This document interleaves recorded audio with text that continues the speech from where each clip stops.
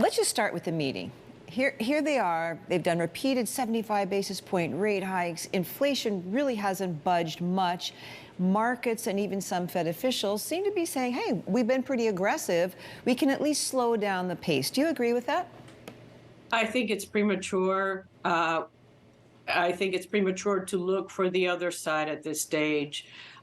We still have a deeply negative federal funds rate. Inflation, around 8% on a 12-month basis, even with the forthcoming rate hikes. I haven't really seen historically many episodes where you get inflation down with significantly negative real interest rates.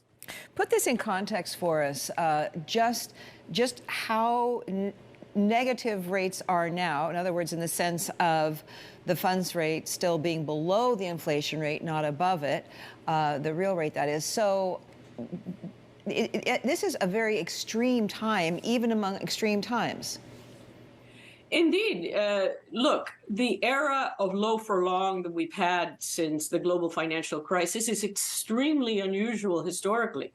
Only during the two world wars and the 1970s, which was, a very inflationary era, have we seen real interest rates stay this low, this long, this negative. And exits have been complicated. Meaning you need strong nerves. You need to begin to see the impact on the real economy and on labor markets before you really hit disinflation. One of the other things that we're starting to see is perhaps this divergent paths being taken by the government and central banks. We saw that play out in the UK in such a dramatic way. And I think that goes to one of the underappreciated risks that you talk about, which is volatility in fixed income and also FX markets as well. Absolutely. Absolutely. The era of low for long, low inflation, low interest rates breed low volatility in fixed income markets. At the moment, you look at the equity market and volatility there has picked up somewhat, but it's not unusual. You look at fixed income markets, and since inflation has come back, volatility in fixed income has returned with it, and I think this is something we'll be living with as long as inflation remains stubbornly high. And let's not forget that the October preview for Europe is not looking particularly good with inflation rates above 10%. We haven't even gotten to the Chinese slowdown yet, of course, because that economy historically has been that counter-cyclical force to previous global recessions. Do you think at a time like this, there needs to be greater global coordination between countries, particularly when it comes to things like currency?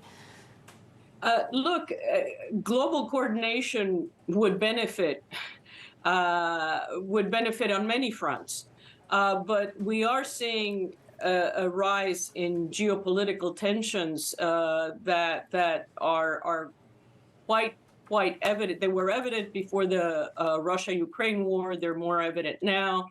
One thing that's very different from the aftermath of the global financial crisis of 2008, 2009, is that China was a big engine of growth, not just its impacts directly on global growth, but also it was a real engine of growth for emerging markets. We don't have that now. So yes, coordination would be ideal, but I would not be looking for it in this kind of environment.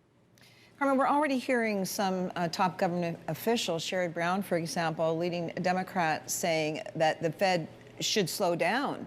They shouldn't push up unemployment. They've got to be very careful about that.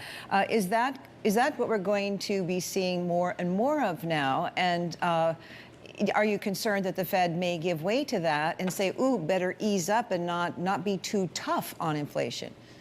Kathleen, there are many including what you've just mentioned, there are going to be many pressures mounting on central banks.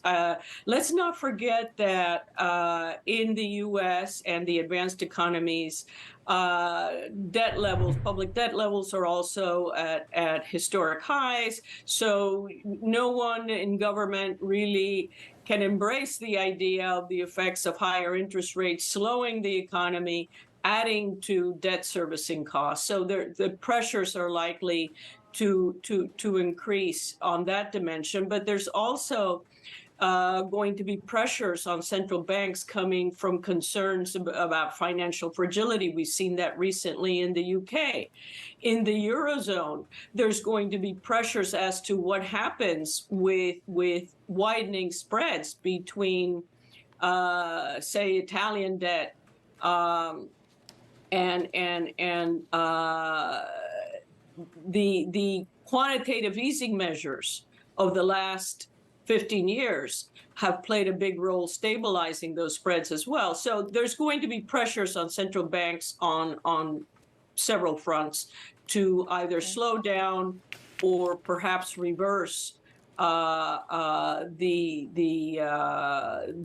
bout of tightening that I view as needed for bringing inflation down.